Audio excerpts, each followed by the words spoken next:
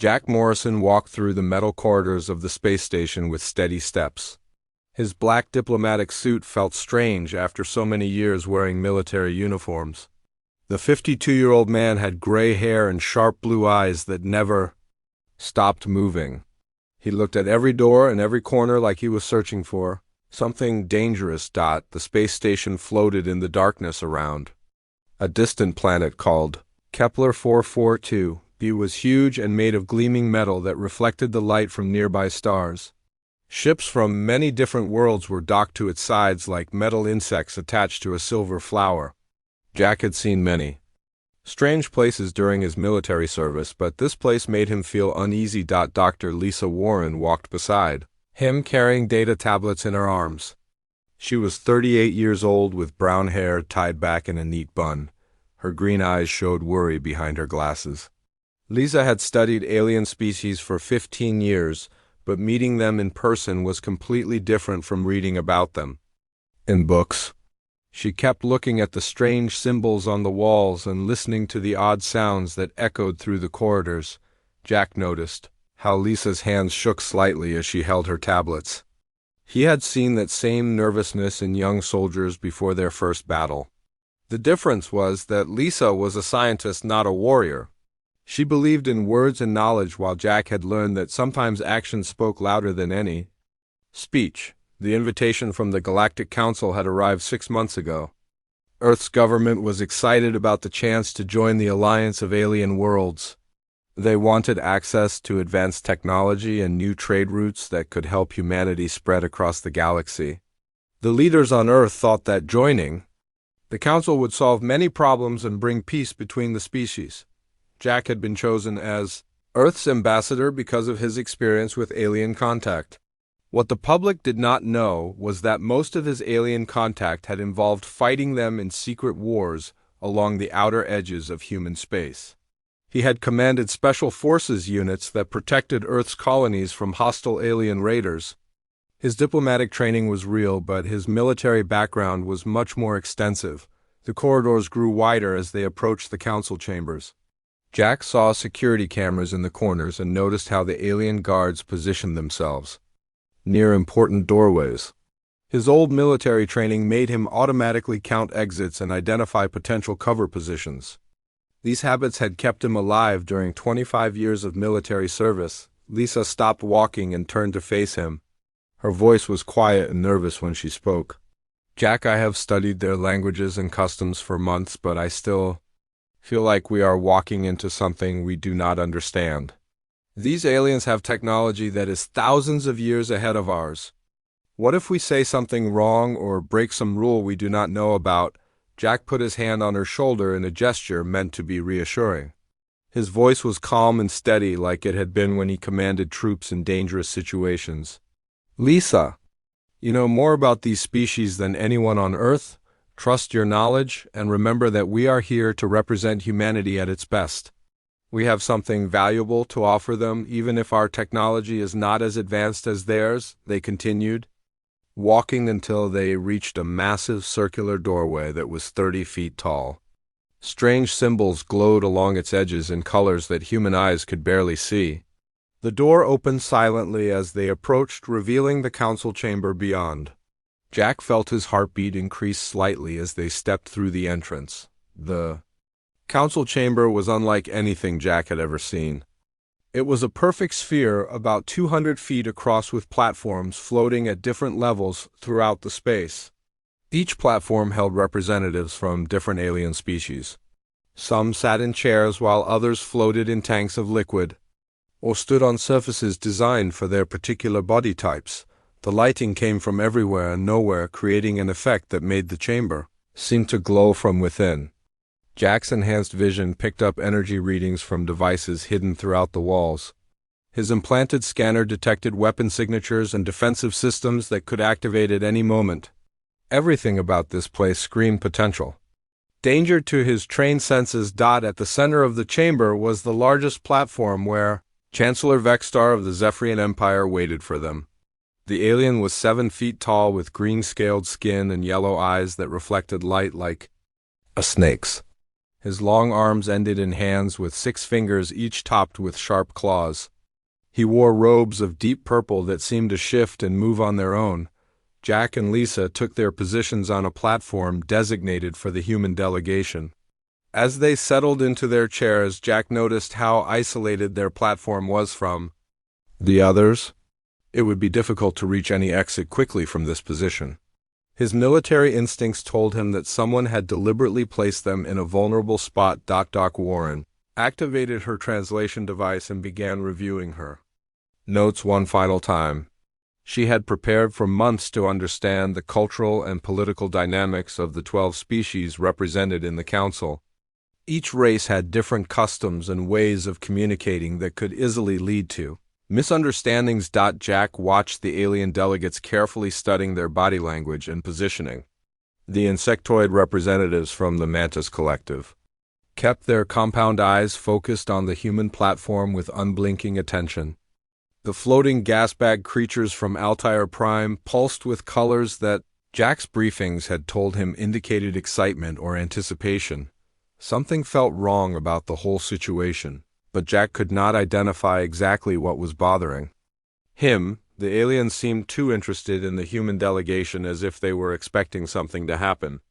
Security personnel lingered near strategic positions throughout the chamber in a pattern that reminded Jack of pre-battle preparations. Chancellor Vextar raised one clawed hand and the chamber fell silent. His voice came through the translation system with a mechanical quality that made it sound cold and emotionless. The words he spoke would begin a chain of events that would change everything Jack thought he knew about diplomatic relations. The trap was about to be sprung, but the aliens had made one critical mistake in their planning. They had researched Jack Morrison the diplomat, but they had completely overlooked Jack Morrison the warrior. That oversight would prove to be a very dangerous mistake that would cost them more than they could imagine. Chancellor Vextar's yellow eyes fixed on Jack Morrison with the intensity of a predator studying its prey. The alien's scaled face showed no emotion as he spoke, through the translation system that made his words echo throughout the massive chamber. Every other sound in the sphere seemed to fade away as his mechanical voice filled the space between them. Ambassador Morrison, we have spent considerable time reviewing humanity's application for membership in our Galactic Alliance, the Chancellor said while his clawed fingers drummed against the surface of his platform. Your species presents certain characteristics that concern the Council members greatly. Jack maintained his diplomatic posture, but his military training made him notice small details that most people would miss. The alien security guards had shifted their positions slightly, and were now blocking the most direct routes to the chamber exits. Energy readings from his hidden scanner showed that defensive systems throughout the station were powering up to combat readiness levels. Dr. Lisa Warren leaned forward in her chair and activated her data tablets with nervous fingers. She had prepared responses to dozens of possible concerns that the aliens might raise about humanity's membership application. Her voice was steady and professional when she spoke, even though Jack could see the tension in her shoulders. Chancellor Vextar, we appreciate the Council's thorough review of our application, Lisa said while gesturing to her data screens. Earth's government has provided complete transparency about our current technological capabilities and our intentions for peaceful cooperation with all galactic species. The insectoid delegate from the Mantis Collective made a harsh clicking sound that the translation system converted into words. Representative Korth's compound eyes reflected light as he moved his head to focus on the human platform. His mandibles clicked together rapidly in what Jack recognized as aggressive behavior from his military briefings about hostile alien species. Peaceful cooperation, Korth said with a tone that dripped with sarcasm. Your species has been developing military technologies in secret using stolen alien artifacts and designs. These activities violate 17 different galactic treaties that govern the development and use of advanced weapon systems. Jack felt his stomach tighten as he realized what was happening. Someone had fed false information to the Council about Earth's military capabilities. The accusations were completely fabricated, but they sounded detailed and specific enough to be believable. This was not a legitimate diplomatic hearing, but rather a carefully planned setup designed to exclude humanity from the galactic community. Lisa's face showed genuine confusion and concern as she looked through her data tablets, searching for any information that might explain the accusations. Her voice carried a note of desperation when she responded to the alien delegates, who were all staring at the human platform with hostile expressions. "Representative Korth, I can assure you that Earth has no such technologies," she said while holding up her tablets as if they could prove her words. "Our application includes detailed documentation of every piece of technology in human possession.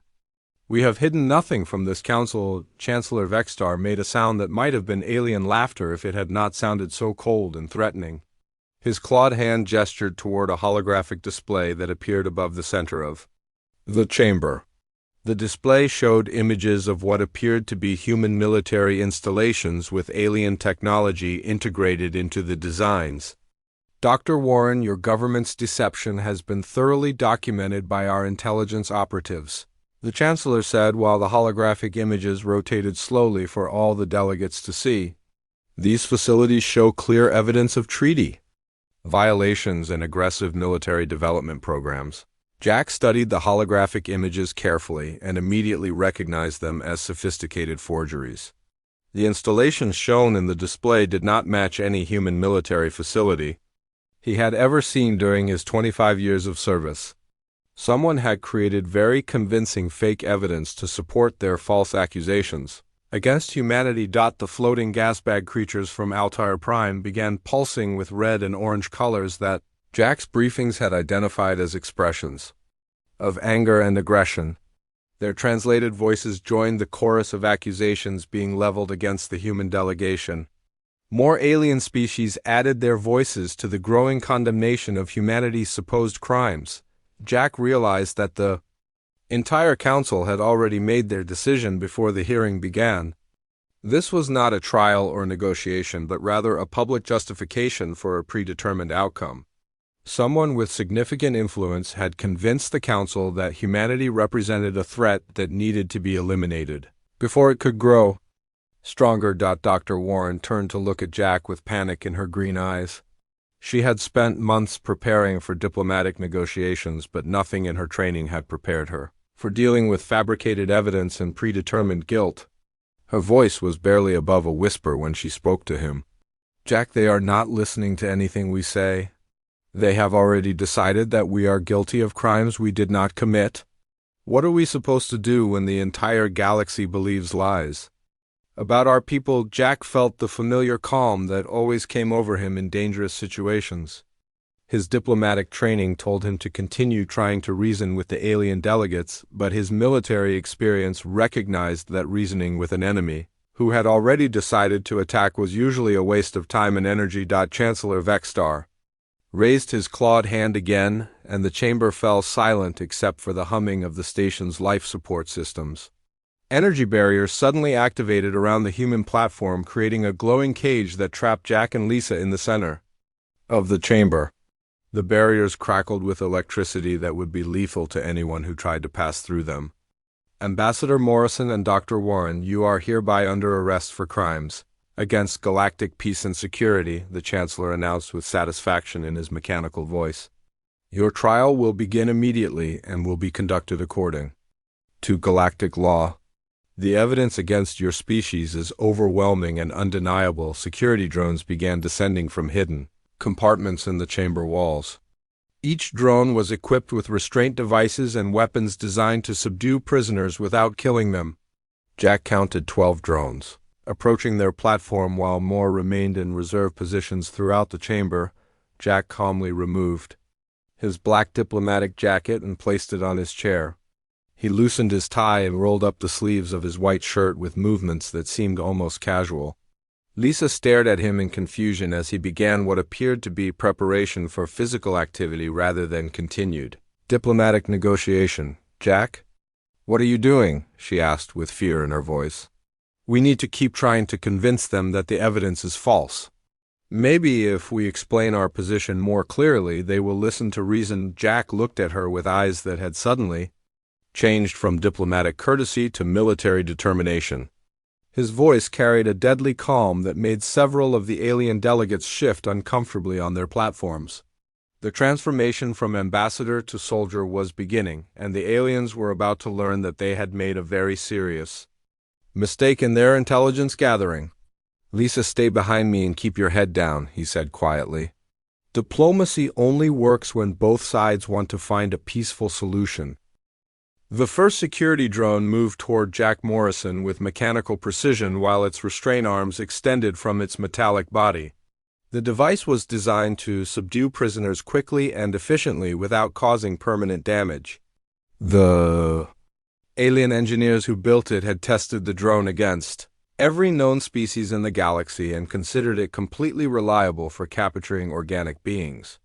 Jack watched the drone approach with the calm focus that had kept him alive during countless military operations. His enhanced vision tracked the machine's movement patterns while his tactical training identified its weak points and operational limitations. The aliens had made their first critical error by assuming that all organic beings were equally vulnerable to their technology. The drone's restraint arm reached toward Jack's shoulder but never made contact. His hand moved with lightning speed, born from years of combat training, and grabbed the machine's primary sensor array. His fingers found the exact pressure point where the optical systems connected to the main processing unit and applied precise force that disrupted the entire network. The drone immediately lost coordination as its visual input failed completely. Jack spun the machine around and used its own momentum to drive it into the energy barrier surrounding their platform. The electrical discharge that was meant to keep prisoners inside had the opposite effect on the drone's circuits and caused a complete system shutdown. Dr. Lisa Warren stared in amazement as Jack disabled the mechanical guard with movements that seemed almost like a deadly dance. She had known that Jack was a former military officer, but seeing him transform from diplomat to warrior was shocking and terrifying at the same time. Her voice was barely a whisper when she spoke. "Jack, how did you know exactly where to hit that thing?" Jack picked up the deactivated drone and examined its construction while three more security machines descended toward their platform. His voice remained calm and steady as he explained his actions to Lisa, while simultaneously planning his next moves against the approaching threats.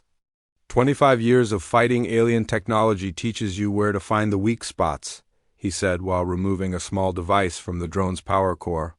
"These machines are designed to capture civilians, not trained soldiers who know how to fight back." Chancellor Vextar's confident expression began to change as he watched the human ambassador systematically destroy his security systems. The Zephyrian leader had expected the arrest to proceed smoothly and quickly, but nothing was going according to plan. His mechanical voice carried notes of concern when he spoke to his subordinates. "How is this possible?" the Chancellor demanded, while his clawed fingers gripped the edges of his platform. "Human anatomy should not allow such precise attacks against our advanced technology." The second drone attempted to approach Jack from behind while he was distracted with examining the first machine. This tactical error demonstrated that the alien security systems had no understanding of human combat awareness or training. Jack sensed the approaching threat without turning around and responded with movements that seemed impossible for someone wearing formal, diplomatic clothing. He ducked under the drone's grabbing arms and came up behind the machine in one fluid motion. His elbow struck the power coupling with surgical precision while his other hand disabled the communication array that connected the drone to the station's central control system. The machine fell to the platform floor with a crash that echoed throughout the chamber. Representative Korth's compound eyes focused on Jack with what appeared to be growing alarm. The insectoid delegate had reviewed intelligence reports about human capabilities, but those reports had clearly underestimated what trained humans could accomplish in combat situations. His clicking mandibles conveyed agitation when he spoke. "This behavior confirms that humans are inherently violent and aggressive," Korth declared while gesturing toward the disabled drones. "No peaceful species would possess such destructive capabilities." Jack smiled grimly as he faced the third approaching drone while keeping Lisa safely positioned behind him. His diplomatic training warred with his military instincts, but the situation had moved far beyond the possibility of peaceful resolution. The aliens had chosen to use force and he would respond in kind. Representative Korth, you might want to reconsider your definition of aggressive behavior, Jack said while dodging the drone's restraint arms with practiced ease. I am defending myself and my colleague against unlawful imprisonment based on fabricated evidence. The third drone met the same fate as its predecessors when Jack used its own weapon systems against it. He redirected the machine's energy discharge into its central processor and caused a cascade failure that left it completely inoperative. The alien delegates watched in growing concern as their supposedly infallible security measures proved utterly ineffective against human combat skills. Jack reached into his belt and produced a small device that looked like a standard diplomatic translator but was actually military equipment disguised to pass security screenings. General Kate Sullivan had insisted that he carry non-standard gear despite official protests from the diplomatic corps. Her paranoia about alien intentions had proven to be completely justified. Computer activate emergency protocol 77. Alpha, Jack spoke into his communication unit while the device in his hand began generating electromagnetic pulses designed to disrupt alien technology. The energy barriers around their platform flickered and began to destabilize as Jack's hidden EMP generator interfered with the station's power systems. Alarms began sounding throughout the chamber as emergency lighting activated and backup systems struggled to maintain basic life support functions. High above the space station, Captain Ryan Brooks received Jack's emergency signal aboard the stealth ship Valkyrie. The vessel appeared to be a standard diplomatic escort craft, but was actually a retrofitted special operations ship equipped with enough firepower to destroy a small fleet. Ryan had served under Jack's command for 8 years and knew exactly what the emergency protocol meant. All hands to battle stations, Ryan announced over the ship's communication system. The boss is in trouble and we're going to get him out. The Valkyrie's cloaking systems deactivated as weapons arrays, powered up and targeting systems locked onto the alien space station. 14 other human ships that had been hidden throughout the system began moving toward the station at maximum speed while their captains prepared for combat operations. Jack grabbed Dr. Warren's hand and pulled her toward a maintenance conduit that he had memorized during their approach to the chamber. His enhanced memory had mapped every corridor and service tunnel in this section of the station as a matter of standard military procedure. The aliens had planned an ambush, but they had not counted on their target being equally prepared. "This is insane," Lisa shouted over the blaring alarms as Jack led her through narrow passages designed for alien maintenance workers. "We are supposed to be diplomats, not soldiers." Jack's voice carried the authority of command as he navigated the complex maze of tunnels that would lead them to safety. His transformation from ambassador to military officer was now complete, and the aliens were about to learn why humanity had never lost a war against any species they had encountered. Visa diplomacy requires both sides to negotiate in good faith, Jack explained while checking his scanner for pursuing enemies. These aliens planned to arrest us regardless of our responses. The whole trial was designed to justify excluding humanity from the galactic community. They emerged from the maintenance tunnels into an auxiliary docking bay where Jack had hidden additional equipment that was definitely not included in his diplomatic supplies. The auxiliary docking bay was dimly lit and filled with the mechanical sounds of air recycling systems and power generators. Jack Morrison moved through the shadows with the silent precision of a predator while Dr. Lisa Warren struggled to keep up with his rapid pace. Her scientific training had not prepared her for crawling through maintenance tunnels or running through alien corridors. While alarms blared all around them, Jack stopped beside what appeared to be a standard diplomatic supply container, but his hands moved over its surface in a pattern that suggested hidden mechanisms. The container opened with a soft hiss to reveal equipment that was definitely not approved for diplomatic missions. Combat gear and weapons were packed efficiently inside, along with communication devices that could penetrate any known jamming system. "Jack, what is all this equipment?" Lisa asked while staring at the military hardware with wide eyes. "I thought we were only bringing translation devices and cultural reference materials." Jack pulled on a tactical vest and checked the power levels of his enhanced communication system. His movements were quick and efficient as he prepared for what was clearly going to be a fighting retreat from the alien space station. His voice carried the calm authority of a military commander when he answered her question. General Kate Sullivan insisted that I bring backup equipment despite the diplomatic protocols, Jack explained while activating his long-range transmitter. She believed that the aliens might not be as peaceful as they claimed, and her paranoia has proven to be completely justified. The communication device crackled to life as Jack established contact with Captain Ryan Brooks aboard the stealth ship. Valkyrie. Ryan's voice came through with the static-filled quality of a transmission being sent through multiple encryption layers and signal boosters.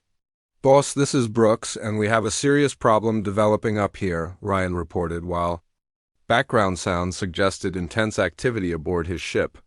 Multiple alien warships are converging on your position, and they all appear to be armed for combat operations. Jack smiled grimly as he helped Lisa into a protective vest designed for civilian evacuation procedures. The aliens had revealed their true intentions by deploying military forces against what was supposed to be a diplomatic meeting. Their actions proved that the entire council session had been a carefully planned trap, designed to eliminate humanity's representatives. Ryan, how many ships are we talking about? Jack asked while leading Lisa toward a small escape pod that was hidden behind false panels in the docking bay wall. 15 heavy cruisers and at least 30 smaller escort vessels, Ryan replied with tension evident in his voice. They have us outnumbered 3-1 and their weapons are charging for combat operations. Jack activated the escape pod systems, while mentally calculating their chances of survival against such overwhelming odds. The pod was designed for stealth operations and could avoid detection by most alien sensor systems, but it would not survive a direct attack from military-grade weapons. They needed to create a distraction that would allow them to escape while simultaneously sending a message to the alien fleet. Ryan, remember the Titan Nebula incident from our mission against the Vorthan battle fleet, Jack said while strapping Lisa into the pod's passenger seat. Ryan's laughter came through the communication system despite the dangerous situation they were facing. The Titan Nebula operation had become legendary among human special forces units because of the audacious tactics that Jack had used to defeat a superior enemy force. The mission had succeeded through psychological warfare rather than direct military confrontation. Which part of that mission are you referring to, boss? Ryan asked with anticipation in his voice. The part where we infiltrated their flagship, or the part where you convinced their admiral to surrender? By making him believe we had captured his entire family. Jack sealed the escape pod's hatch and began the launch sequence while his tactical mind developed a plan that would turn the aliens' numerical advantage against them. The key to victory would be making the enemy believe that humanity possessed capabilities far beyond what they actually had available. The surrender part, Ryan, Jack said while activating his fleet-wide communication system. Patch me through to all alien vessels on all available frequencies, and make sure every ship in this system can hear what I am about to say. The escape pod launched silently from the space station while Jack's communication system connected to every alien vessel in the area. His voice carried the full authority of a military commander when he addressed the enemy fleet that surrounded them. The aliens were about to learn that they had made a critical error in their intelligence assessment of human capabilities. Attention. Galactic Council Forces, this is Colonel Jack Morrison, formerly of Earth's Deep Space Reconnaissance Division, Jack announced while the escape pod's stealth systems concealed their movement toward the human fleet.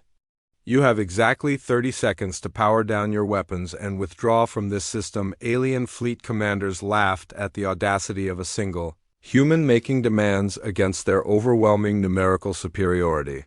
Their communication channels filled with mocking responses and threats of immediate destruction.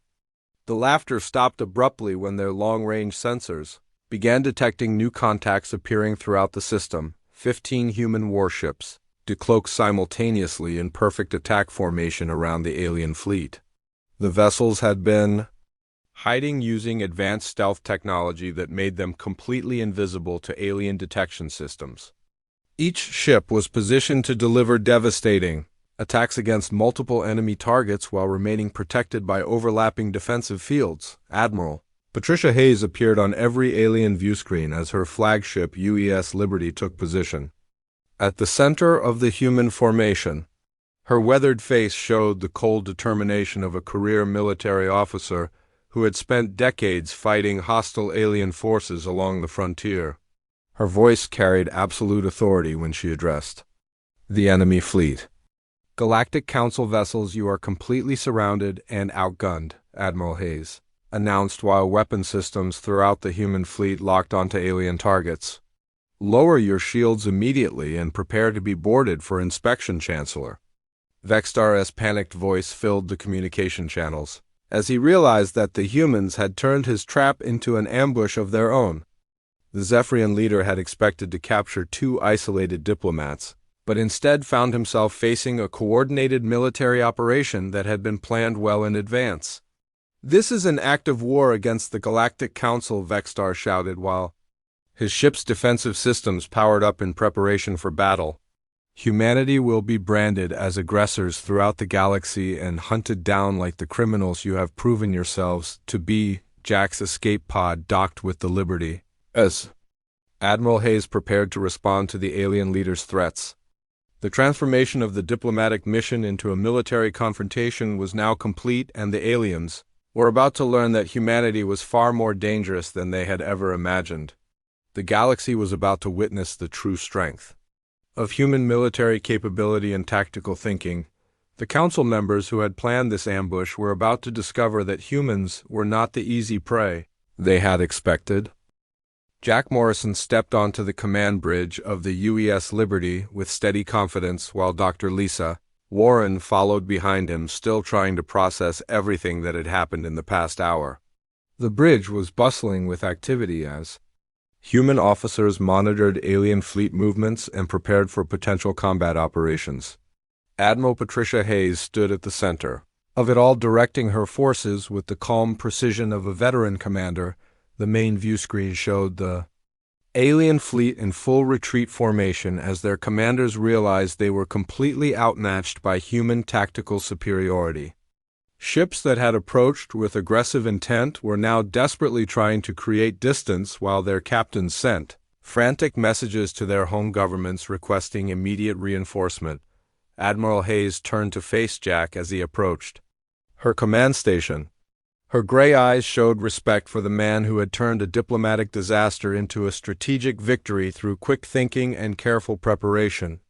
Her voice carried the authority of someone who had spent 30 years defending humanity against alien threats. "Colonel Morrison, your intelligence about the alien intentions was completely accurate," Admiral Hayes said while gesturing toward the tactical display. "This was never meant to be a legitimate diplomatic hearing, but rather an elaborate trap designed to eliminate Earth's representatives." Jack nodded while watching the alien vessels maintain their defensive positions around the space station. His military training told him that the immediate threat had passed, but the larger political situation remained dangerous and unpredictable. The aliens now knew that humanity possessed military capabilities far beyond what they had estimated.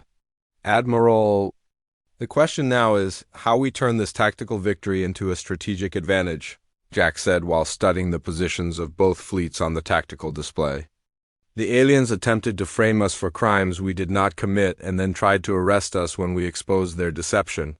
Dr. Warren finally found her voice after witnessing the complete transformation of their diplomatic mission into a military operation. Her scientific mind was struggling to understand how the peaceful negotiations she had prepared for had become a confrontation between armed fleets in the depths of space. "Jack, how long have you been planning for something like this to happen?" she asked while looking around the bridge at the military personnel, who seemed completely prepared for the current situation. Jack's weathered face showed the hint of a smile as he remembered the conversations he had with General Kate Sullivan before accepting the diplomatic assignment. The general had insisted that the alien invitation was too convenient and that humanity needed to be prepared for treachery rather than genuine cooperation. Lisa, rule number 1 of military diplomacy is never enter a negotiation that you are not prepared to fight your way out of, Jack explained while activating the ship's communication system. General Sullivan believed the aliens had hostile intentions, and she made sure we were ready to defend ourselves. The communication channel crackled to life as Jack established contact with Chancellor Vexstar aboard the alien command ship. The Zephyrian leader's scaled face appeared on the view screen, showing clear signs of panic and confusion as he tried to understand how his carefully planned ambush had failed so completely. Chancellor Vexstar, this is Colonel Morrison and I believe. We need to discuss the real situation here, Jack said with diplomatic courtesy. That contrasted sharply with the military power surrounding his words.